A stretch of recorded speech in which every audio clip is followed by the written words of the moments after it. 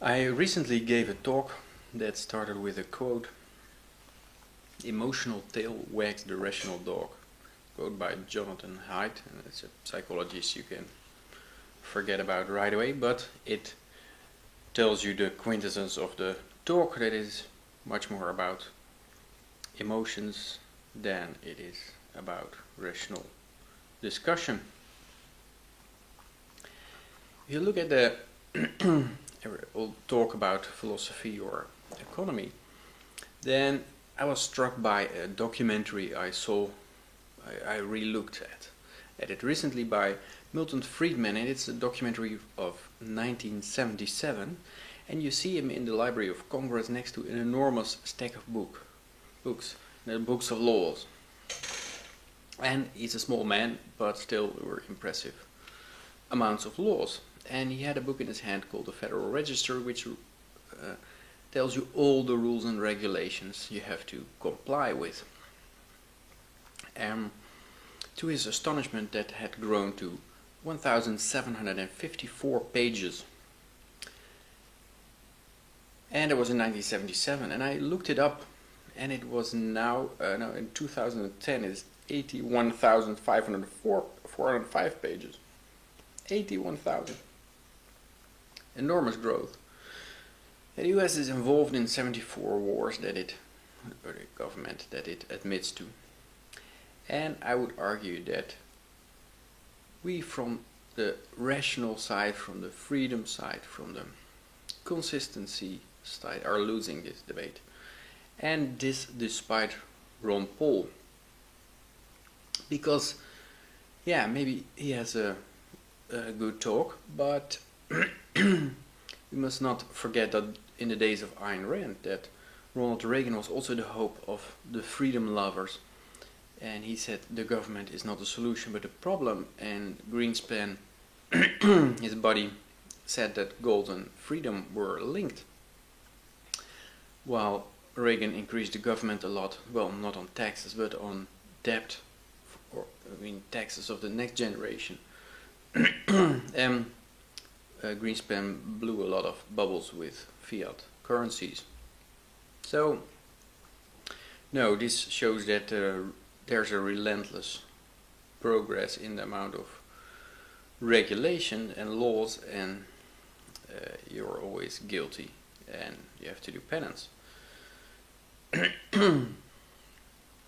And I noticed that you cannot do very much with logical reasoning.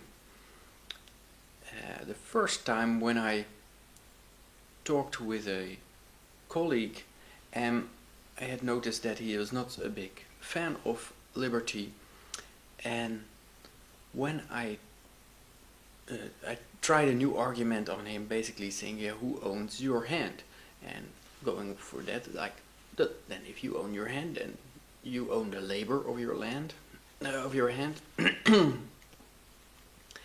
and not just 50% of it or 80% of it, and no one has a higher claim to that labor. And he immediately responded, without even looking at his hand, it was like, my hand belongs to the government and my parents. That's what he said. I still remember this, a decade ago. I was flabbergasted. Like, wow, how can you say that? And this is a smart guy. I mean, he can very well reduce the problems from observations of a chip. So he has to debug a chip, then there's some measurements, and he knows very clearly where that goes. But that goes on completely independent. There's just like a different mode. It's like two different persons actually when you talk to them, when their neocortex is functioning or when it is not.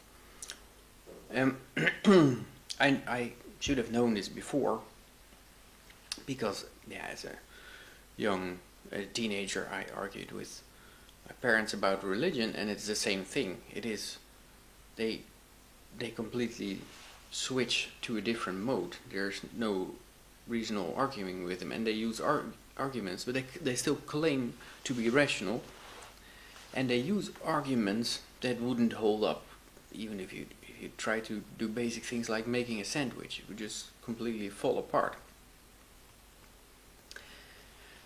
And it is the case that something that has not been reasoned in, but is more like intimidated and browbeaten in a person, cannot be reasoned out of him. And I don't think with reasoning you get much further than like 0.1% of the people. And we are also losing this debate about economy, for example, from people like Paul Krugman, like who claim that you can solve the debt crisis by minting $1 trillion platinum coin. Like the Chinese, they worked 1 billion people for 3 decades and supplied all these goods to the United States. All these cheap electronics and toys and everything is made in China. And an enormous amount of debt has piled up. And then you say like, okay, here's 3 coins, 3 trillion. Hey, keep your change. Have a nice day. That's Paul Krugman's solution. That is someone who won a Nobel Prize in economics. And his other solution was to if you had an alien invasion, he said, everyone start building defense and lasers, and that would solve the economic crisis, even if it turned out to be a lie afterwards. And the strange thing is that someone like Bob Murphy, who's a sensible guy, he collected pledges for $100,000 to debate this guy, Krugman.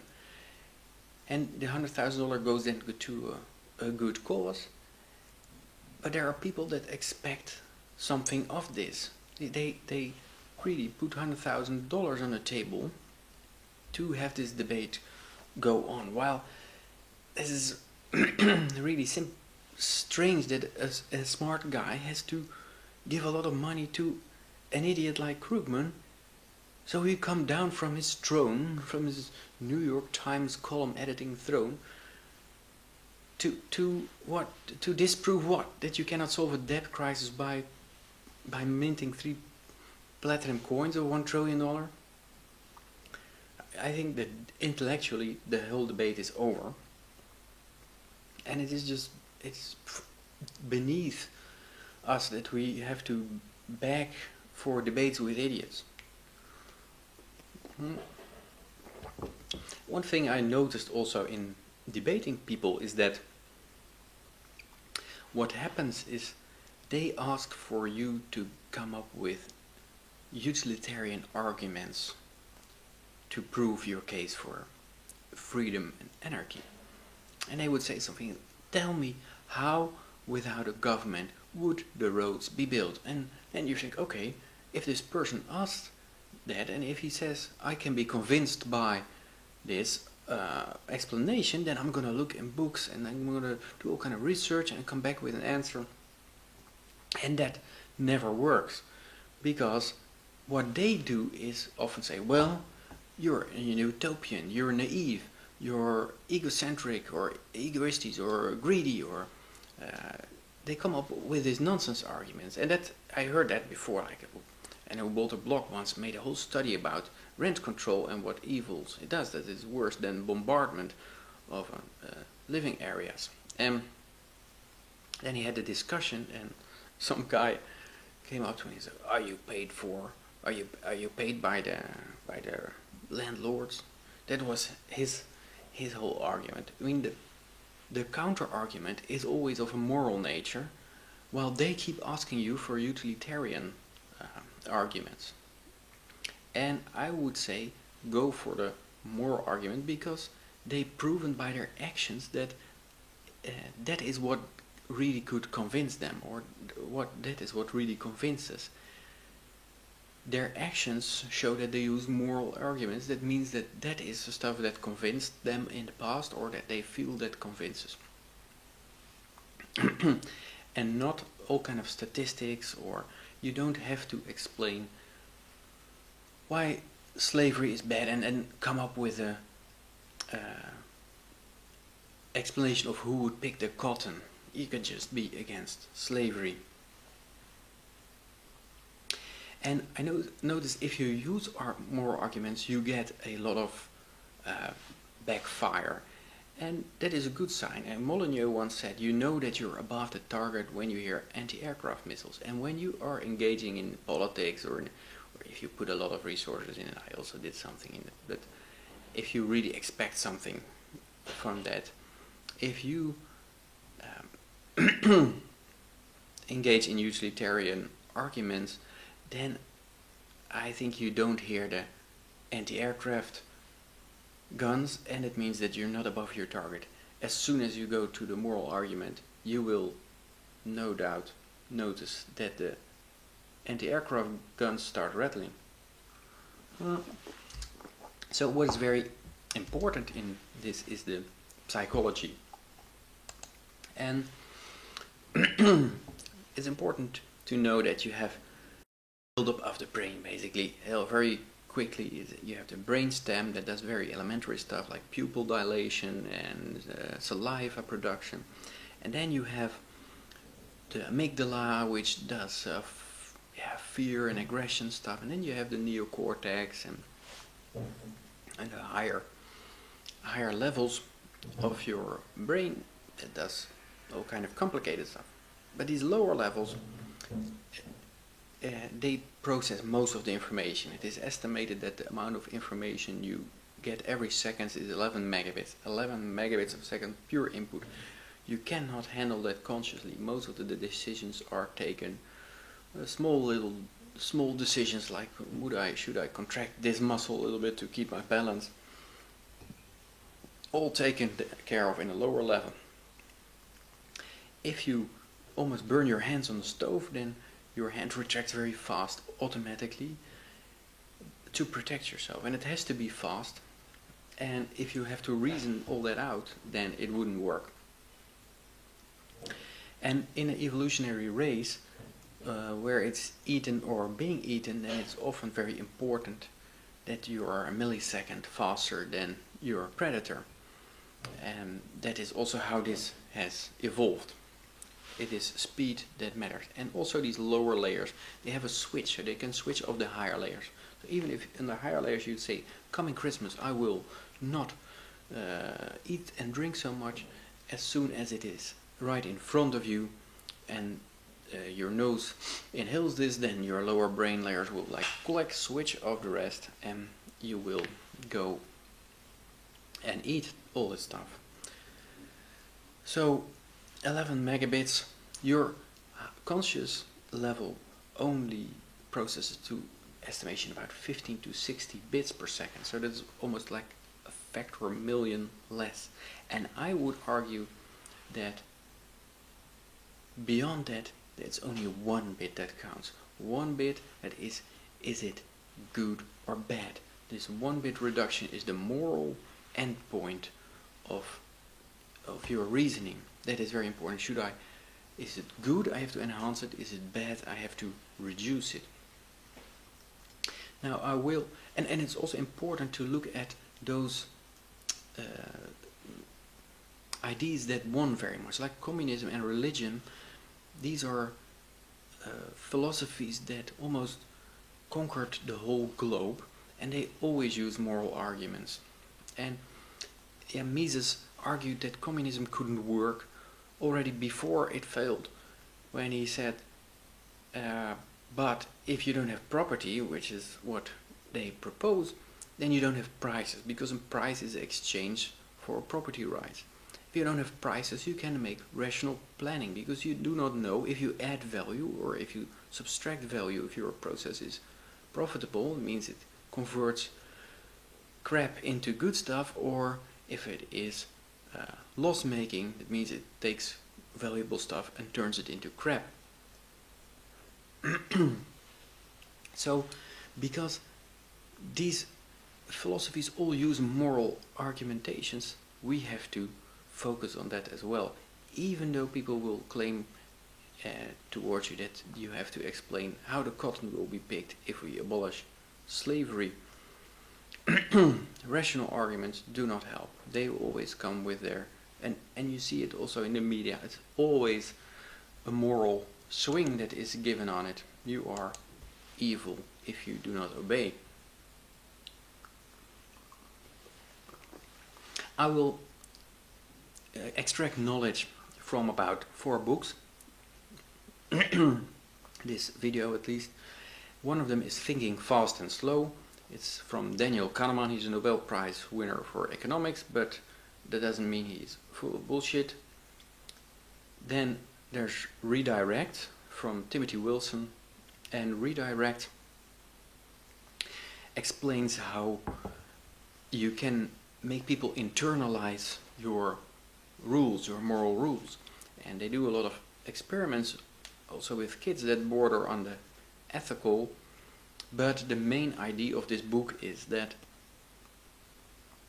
if you have very strong rewards and punishments to steer someone, in this case they usually use kids or teenagers, what will happen is that they will change their internal narrative, and their narrative will be, I complied with these rules because of the strong reward and punishment. They will not say, I think that is a good thing myself to do. What happens if then these rewards and punishment disappear? Then you see their behavior not only go back, but even go worse than it was before, because the author claims that the people who got a strong reward and punishment, they would argue that I must really like it, that such a strong force must be required to keep me away from it. Then it must be really great and delicious and wonderful. And it has some wonderful examples of, or terrible examples of government programs that failed on a massive scale to prevent teenage pregnancies, alcohol abuse and drugs abuse, and gang violence. And one example of such a government program is that they had a scare straight program, and the idea was to confront teenagers that were at risk of getting into gangs with a terrible sight. They took them to a morgue, said this is where you put your body in, and we put a label on your toe and your body is riddled with bullets, and went to jails where people told terrible stories about being raped.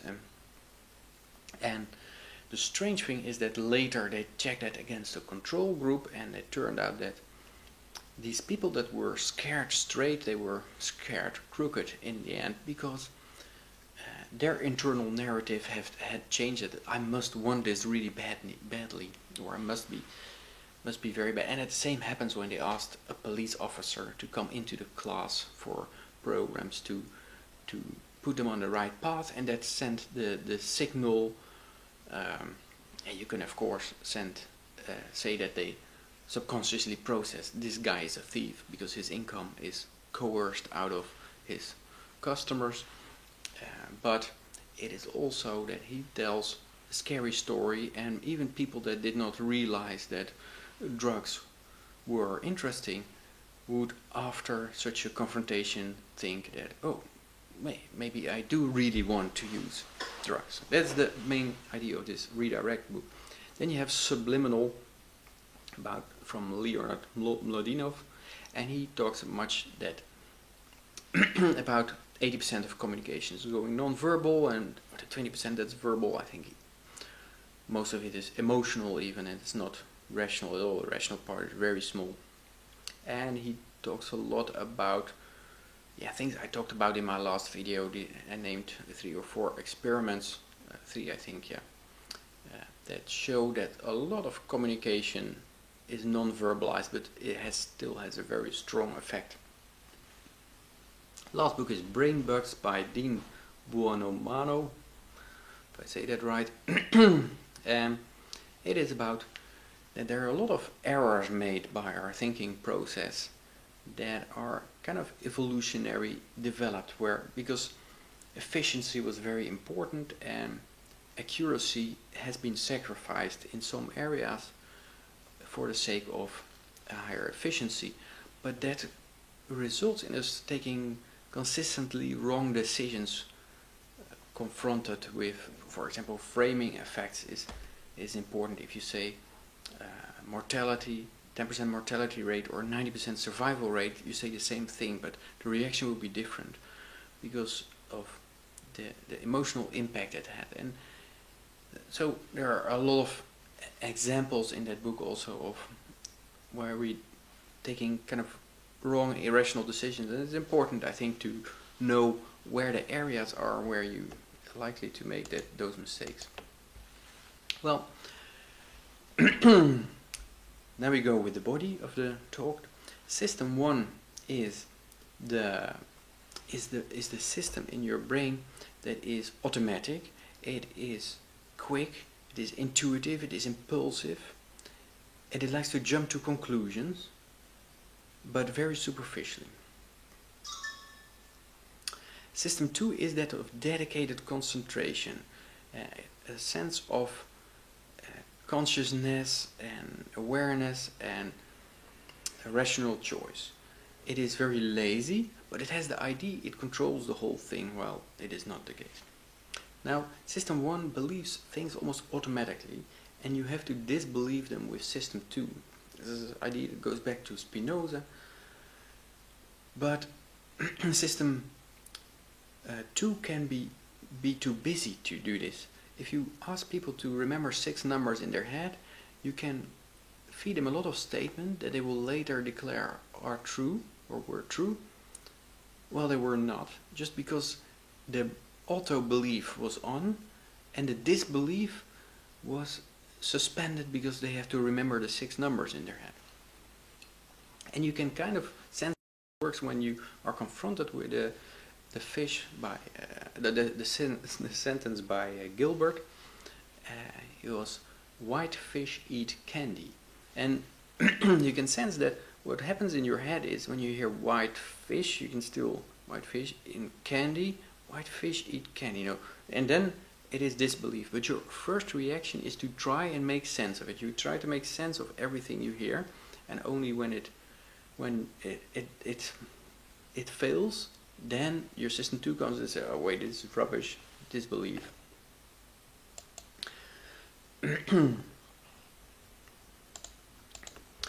These two systems are also often compared to an elephant and a rider. So the System 1 is the elephant. It is autonomous, it can find its own way through the jungle, it can clear some rubbish, it can suddenly go left or right or start running or stop, freeze still and not move anywhere. And the rider is on top of the elephant. This is much smaller, but the rider thinks he controls the elephant. But basically all he does is the elephant goes into a direction and the rider just comes up with the story why he sent the elephant to the right. Now what makes makes this elephant believe stuff? Well, you have 4 things here. You have the repeated experience. So every dictator knows, like Goebbels said, if you make a lie big enough and you repeat it often enough, people will eventually believe it. And so repetition is an important thing in making something believable for the elephant. A clear display is also, if you have something in a clear font, it gets you into what is called cognitive ease, just like a repeated experience gets you into cognitive ease. And an example for this is they make some test with trick questions. And they have, for example, a question like that is if you have 5 machines that make 5 widgets in 5 minutes, how long does it take for 100 machines to make 100 widgets? And the trick answer, of course, if you fall for it, is 100 minutes. But if you have more machines and more widgets, then it still takes 5 minutes. Now, if you take a bunch of those questions and put them in a very clear, readable font, then it turns out that, oh, it's so easy to read, and people get into cognitive ease, and they fail a lot of these questions. The elephant is more or less easy to trick. He is gullible. What happens if you take the same questions and print it in a hard to read font, then you will see that people have to squint their eyes, and they will get into a more suspicious attitude, and they will make less mistakes in these questions. And it also happens with colors if you have good contrast or if you have bad contrast. Another thing that gets you into cognitive ease is a primed ID. So you can have, it is a bit the same like repetition, but you can give someone from a different angle An example they have is they ask people to judge another person in a 30-second elevator ride. Now, what they did is they gave some of these people that had to judge others a warm drink in their hand, a warm coffee, and others they gave a cold soda while they were judging this other person.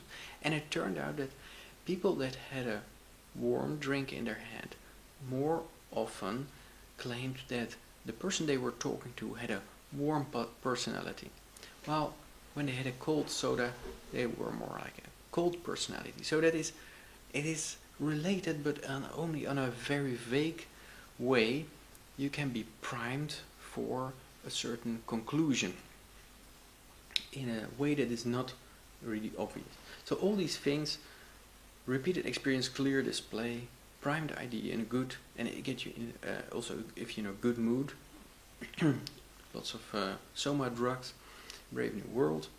Then you get in cognitive ease, and when you are in cognitive ease, it feels familiar, it feels true, it feels good, and it feels effortless. So in cognitive ease, you trust your intuition, and cognitive strain, you're suspicious and at guard. So if you take the sentence like this: Adolf Hitler was born in 1892, and it is printed in a bold font, and you take a sentence: Adolf Hitler is born in 1887, and you print it in a normal font, and both statements are wrong because he was born in 1889. But what will happen is that people will believe the one in bold font still better than the other one, because it induces cognitive ease. So other things that induce cognitive ease are the color blue and red, Republicans and the Democrat colors, more so than like shaded pale shades of green and yellow or dim blue. Another example of how this works is that they asked judges, they looked at judges that check parole, and these judges do that the whole day, and it takes 6 minutes per person, and they either go back to jail or they go on the street. And the default decision is to send them back to jail, because people don't care if you send innocent people to jail, but they do care if a violent guy gets onto the street and kills someone. So that gets you into trouble. Innocent guy in a cage does not get you into trouble. So what happens? They tracked this over the course of the day, how these judges acted toward the parole, or send them back, or send them back to jail, or back in the street. And it turns out that at the beginning of the day, 65% is released, and as the lunch approaches, this drops down to 0%. Then the lunch is done, and then it goes up again, and then it drops again to 0 at the end of the day. Now, this is very important, and I think a lot of people who believe in free will and do not realize that nature is deterministic would not look for such a cause, the cause of a meal, when you're looking at judges who parole people, and they will not see that input coming in, that input of how far are you away from a meal. Because the rider in the elephant, what happens is that the rider gets tired after the meal is when the meal is far away, and the elephant takes the default decision. So just before the meal, the elephant is just sending everyone back to jail, because that is safe, as standard default. Don't think, shove them back. An interesting case also when you look at split brain patients. These are people that have seizures, and then the left and right brain hemisphere are separated, but it has some interesting, and one of the side effects is that the rider of the elephant is in one side of the brain. So if you show a snowed field for one eye and a chicken for the other eye, it turns out that if you say, what do you see, they cannot recall the snowed field, but they can recall the chicken. The strange thing, however, is that if you ask them to associate with a list of words, the two words that most associate with what they saw, they say like, oh, the shovel and a chicken food. And then if you, that is logical, shovel for the snow and chicken food for the chicken. But if you ask them why that is, they don't have the snowed field in their conscious awareness. So what they say is, and then without hesitation they say, well, the chicken food because of the chicken, and the shovel also because of the chicken, because chickens shit and you need a shovel to get rid of the shit. And that doesn't come out with any guessing or hesitation. It comes out with great certainty. Also, when you show these people, for example, the word walk on their one half of their visual side, then they sometimes stand up and walk away. And if you ask them, why did you walk away? They will say, well, I was thirsty and I was going for a drink. And that is remarkable because the writer just comes up with an explanation for what the elephant is doing, and not with hesitation, but with great certainty. Now, if you were to think that it only happens with these split brain patients, you would be wrong. If you take food, for example, and you take the same food and you split it in two halves, and one half you describe as, this is a Eastern nut mélange draped on a bed of crispy rucola salad, and on the other one you just say salad, then it turns out that if you ask people what food did you think was better tasting, they will go for the food with the fancy adjectives. They will say that it really tasted better.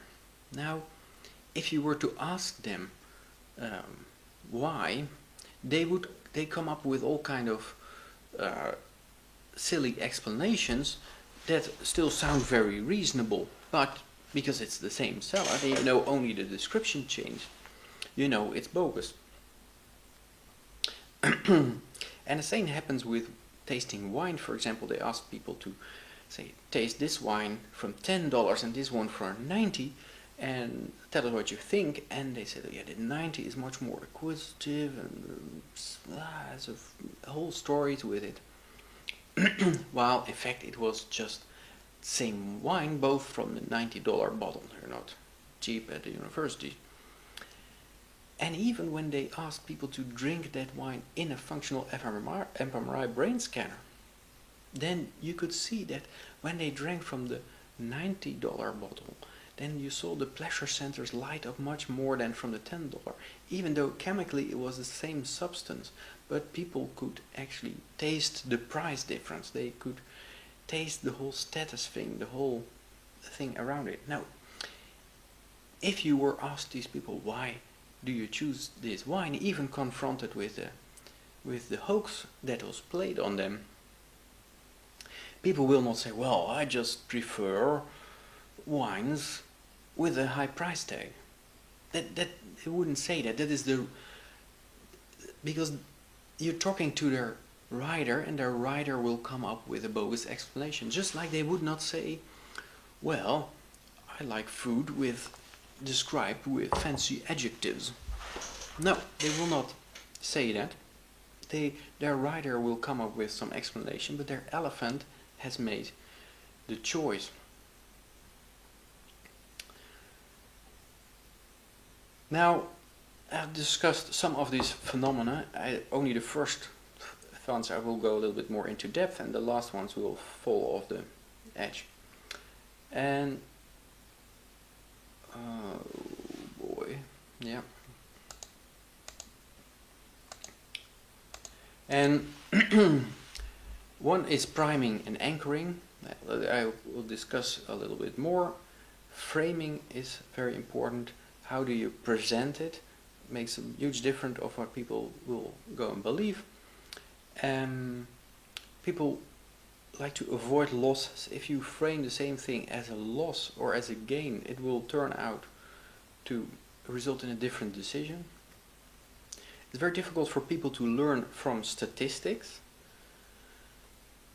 So it's very easy to go from individual cases and generalize towards a whole population or a race or a religion or whatever, but it's very hard to go from a statistic to an individual case for people. So they had some experiment where they invited some people for a job interview, and they were all in closed booths where they could, through a microphone, make their case. But the first guy was a stooge. He was with the experiment. He was also sitting in a booth, but when he was reading, he said, I'm having a seizure, help, somebody help me, help, I'm dying, help. Now it turns out, and the researchers knew this, that if a person in need is heard by a lot of people, and these people know from each other that they can hear him, then they don't go into action. It's a well-known phenomenon. People drown in a pond when there are a lot of people looking around it, but no one feels that they have to do something. Well, if there's one person, then they know, oh shit, I have to help. And it is counterintuitive statistic.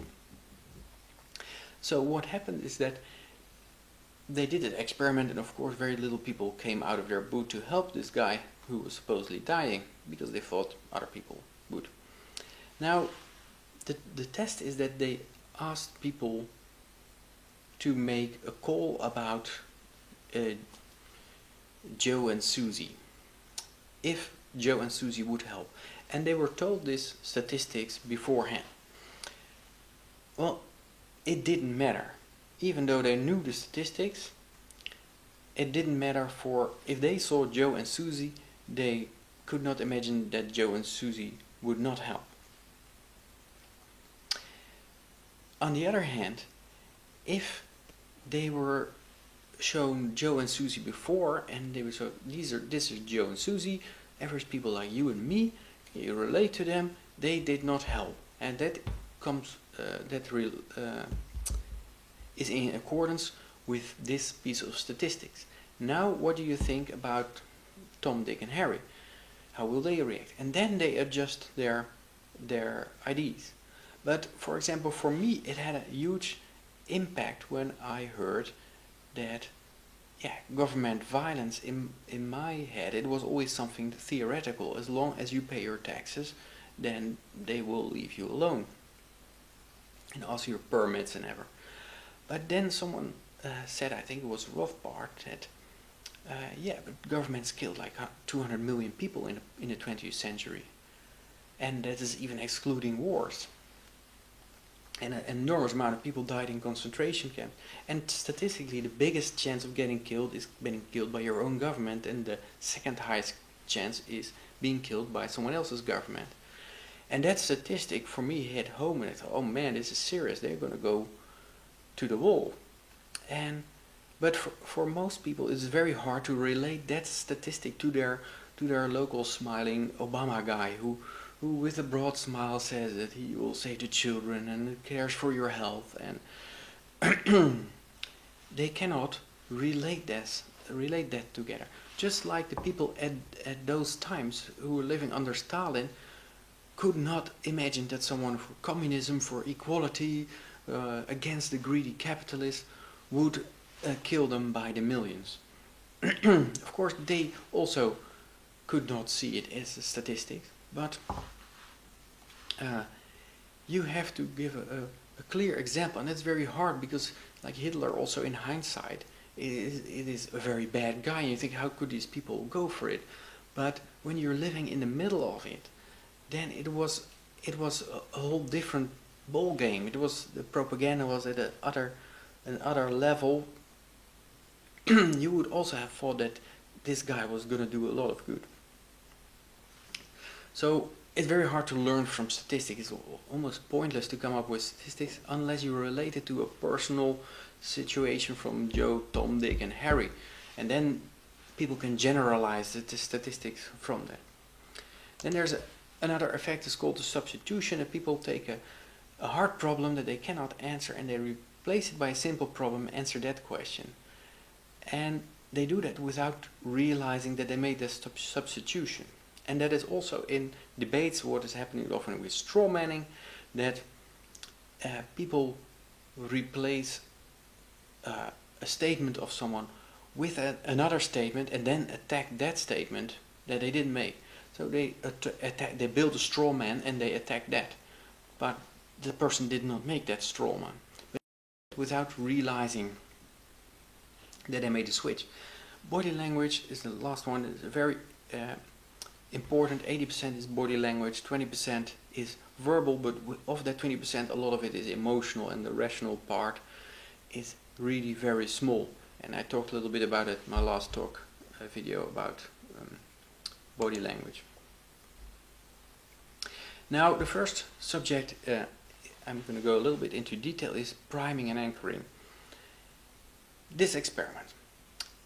If you ask people, in what continent lies Kenya, then it's Africa, and then you say, what are the two colors of the game of chess, and it was black and white. If you now ask, name an animal, then 20% of them will name the zebra, and 50% will name an African animal. This is weird because normally only less than 1% will name the animal, the zebra. And this is an example of priming. Your brain is already primed into a certain direction. The Africa continent is lit up and the black and white is continent. So the zebra is easy to retrieve. And it's not that it's physically different areas where the zebra is or something, but it's just a concept that is activated and easily retrievable, and then your rider pulls it out because he is lazy, and whatever is available that he uses. And this extends to very weird, counterintuitive things like people that are named Dennis more frequently become a dentist for a profession, because that looks like each other, that feels familiar, that feels true, it induces cognitive ease. Your own name, I heard it a lot, it is true, it is good, it is effortless. That also counts for people whose names Lawrence or Laurie more often become a lawyer. People the name George often move to Georgia. People Louise often move to Louisiana. So this priming and anchoring works in very strange ways, and you have to be aware of it, and it is used also against you and often used by you also in ways that you're not familiar, that you're unaware of. They asked German judges who had 15 years of experience to come up with a sentence for a female shoplifter. But before they had to do so, they were asked to roll a dice, and the dice was made in a way that it always returned a 3 or a 9. And the judges had to write down what the dice throw said and then give a sentence. And it turns out that the ones that had a 9 on average gave 8 months of prison, while those who had a 3 on average gave 5 months of prison. That is an anchoring of 50%. It is quite a lot. So even if you ask these people, these judges, like, why did you give 8 months or why did you give 3 months, then you're talking to the rider of the elephant, and the elephant was anchored by this dice throw, but the rider will never admit that that it was the dice throw that had anything to do with it. You will get a very high-flying story about the reason why it was. If you ask people, like, what determines love, then they will probably say something like spontaneously. She's spontaneous, she's funny, sense of humor, integrity. Perhaps if you throw a little bit of alcohol in it, maybe they will say a nice butt or a thick wallet. But they will never say someone's last name. But still, if you look at this diagram here, then you see that a Smith married another Smith in 198 cases, while a Smith married another Johnson in only 55 cases. Smiths marry other Smiths more than they marry Johnsons, Williams and Jones combined. And you see on the diagonal that Johnsons marry other Johnsons more than Williams other Williams and Janes other Janes and Browns other Browns.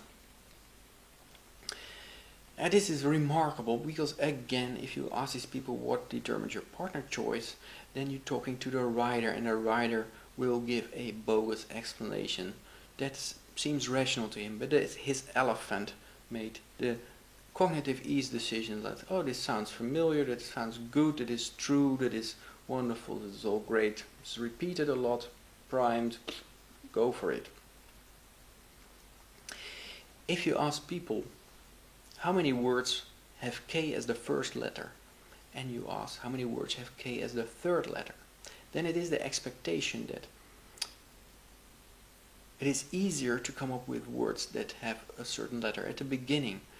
Because it's easier, it induces cognitive ease, and the frequency will go up, will be overstated compared to that of the third letter.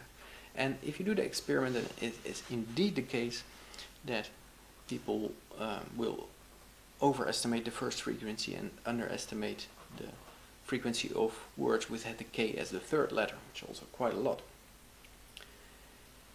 Repeat and rhyme. Repeat is a form of priming. You continuously stimulate a part of the brain and it feels true. Also, rhyming makes something true. If you have the statements like woes unite foes, if you rebuild that statement in woes unite enemies, then it turns out that people think that woes unite foes is more true than woes unite enemies. It's just because rhyming is repetition, is true, is cognitive ease, is good, is just, is everything fine, is easy retrievable. Your elephant goes for it. If you ask people, give me 3 reasons why you love your wife, then they come up with 3 reasons, and afterwards if you ask how much do you love your wife and they give it some rating, then it differs remarkable from if you ask people give 10 reasons why you love your wife. Because if they go to 10, it's very hard to come up with 10 reasons. So they get kind of stuck at 8, and when they are with 10, they're like, oh, their face is cramped and eyes are a little bit squinted, and they're in cognitive strain. And in cognitive strain, you're suspicious and you're distrustful. And what happens is that if you ask them for 10 examples, they will rate that they love their wife less than if you ask them for 3 examples. So if you talk about some status, you could say, give me 25 reasons why you would like to be ruled, and then you get stuck at 14, and then you will afterwards consider, well, maybe I don't like to be ruled so much. Priming is also interesting if you have a test called the implicit association test, and you flash a word on the screen that is negative, for example, war, but it is so short that it does not register consciously, so you cannot say, I saw this word, just a flash.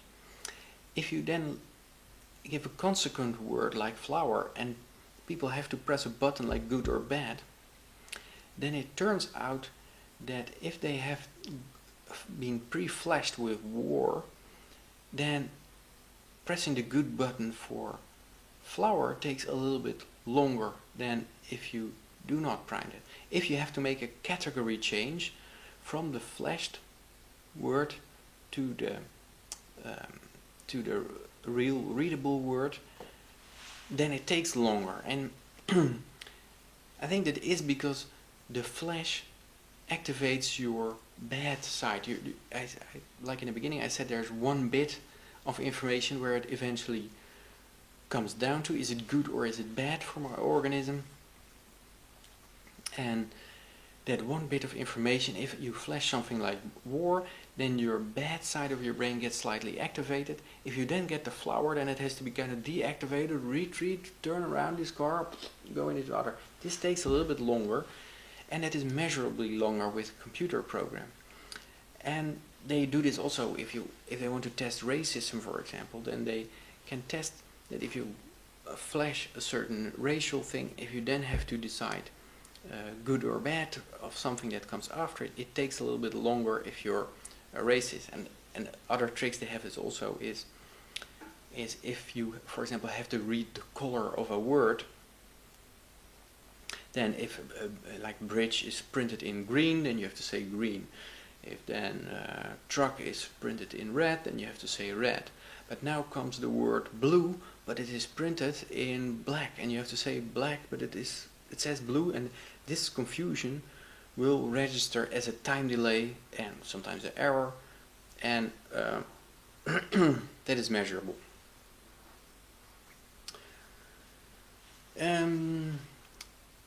So even a very short flash can prime you in the good or bad direction.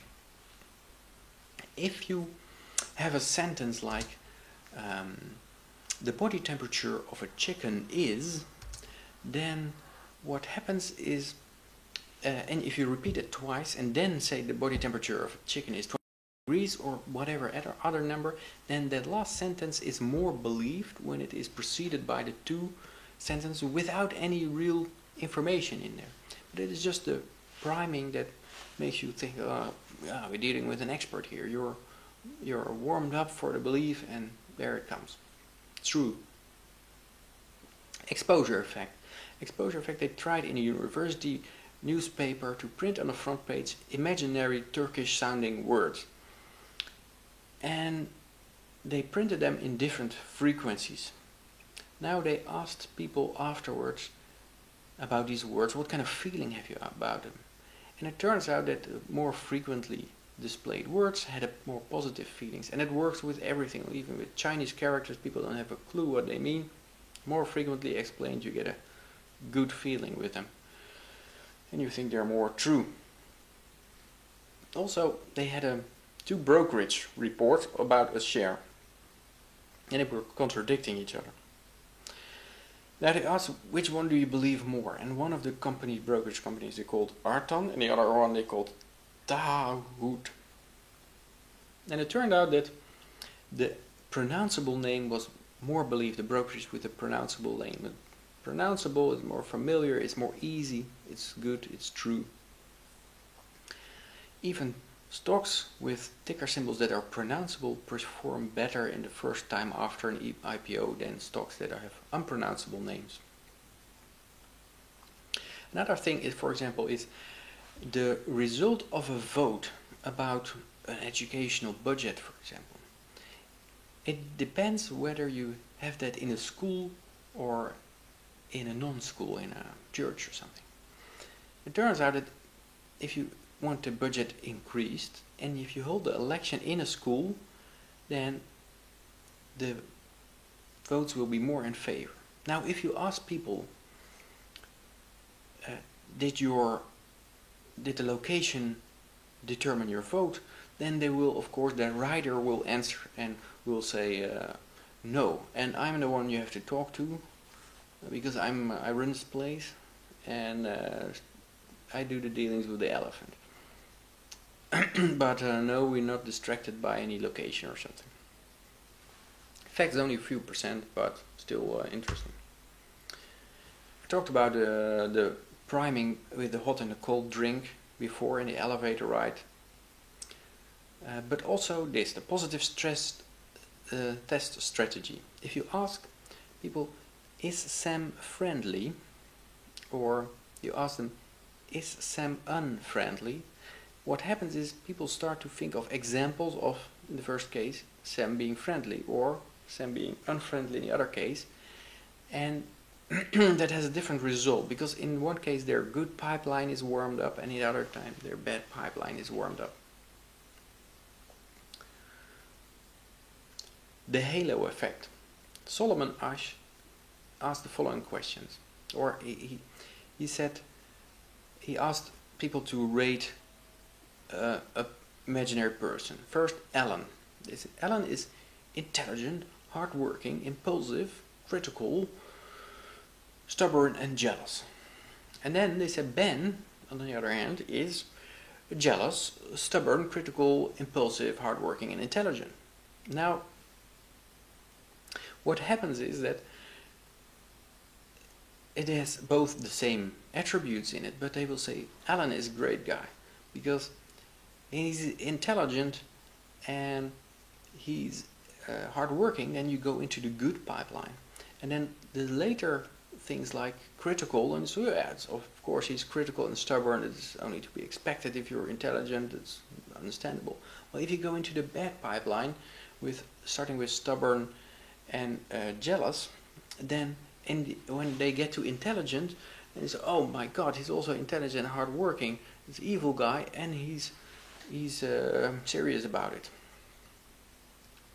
So that's also the first impression is very important. Do you go into the good pipeline first or in the bad pipeline, and the subsequent properties will be seen in the light of this first properties. Also think of the following. Say, if you ask people, what is the chance that there is a terrorist on board? They will give it a certain chance. If you now ask, what is the chance that there is a Muslim terrorist on board? They will give it a higher chance. And this is mathematically nonsense, or logically, because any Muslim terrorist is also a terrorist, so it's a subsection, so you should always have less Muslim terrorists than terrorists. But still, when you hear Muslim terrorist, then it is Muslim, it goes into the bad pipeline. Bad pipeline was over here, I think. And I hear terrorist, then it is doubly activated, and then it is more likely that that is the case. Also, if you ask people, what is the chance that you have a flood in North America that causes thousands of lives to be lost? They give it a certain chance, not very big. And then they say, what is the chance of an earthquake in California that causes a flood that will cost 1,000 lives? Then they will rate that higher. Although the first situation already includes the second one, so there should be a lower chance. But the Californian earthquake gives a certain coherence that elevates the whole thing. So the probability of the whole statement. So if you want to increase the probability that people think that something is true, you can just throw in a lot of bogus related truths that are irrelevant, but they drag along the other parts of the statement.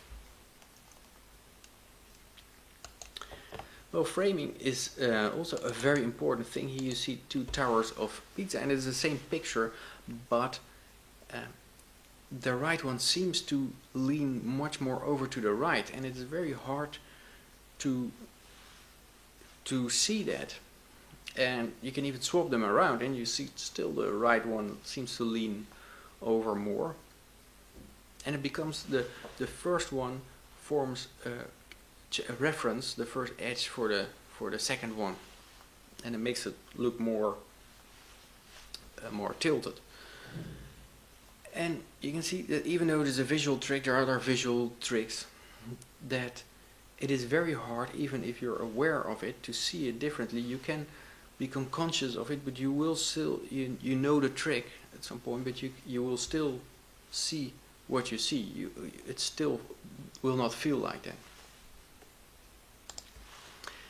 Well, an example of framing that is very important is if they ask a bunch of doctors and they say, well, we have lung cancer.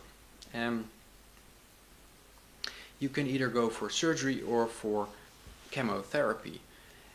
And with the surgery, there is a 10% mortality rate in the first month. Okay, you say that to one group of doctors. Then you have the same story, but you reframe 10% mortality as 90% survival rate to another group of doctors. What will happen? People are loss avoidant, and the different framing will result that 10% mortality, they hear mortality, that's death, that's bad, and they swap 84%. Well, 80% swaps to the chemical therapy, while in the other framing, 10%, 90% survival, only 50% jump over.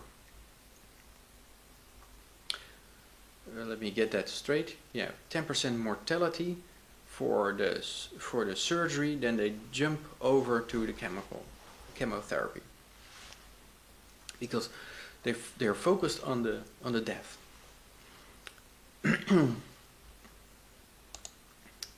another example that is kind of interesting to see how that works. That if you look at tax deductions, say you have tax deductions for having children, and if you ask people, should the deduction for children be more for rich people than for poor people, then they will say, no, you cannot give more deduction to rich people. But the point of 0 children the default and more children resulting in a deduction can also be is arbitrary. You can also say we make 2 children the default and we give a different tax level for people with 2 children, so that is in the end with the deduction it's the same as it was before, and then you give a childlessness penalty to people with 0 children, and then everyone just pays exactly the same. You just rephrased it, you reframed it in a different way.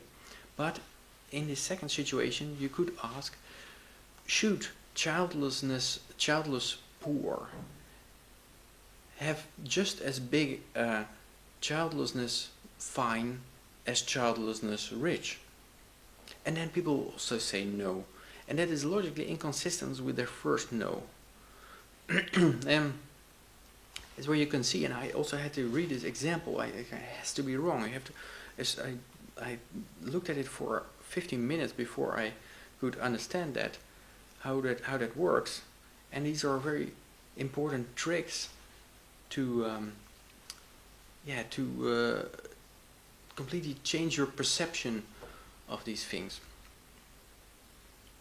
There's more I could tell about it. For example, this is also interesting. If you say a sickness will cause expected death of 600 expected death, and then you say, well, if you adapt program A, 200 people will be saved. Now, of course, you can also say this as program A prime, 400 will die. So you have 600 expected death, and you do one action and you save 200, another 400 will die. It's the same thing.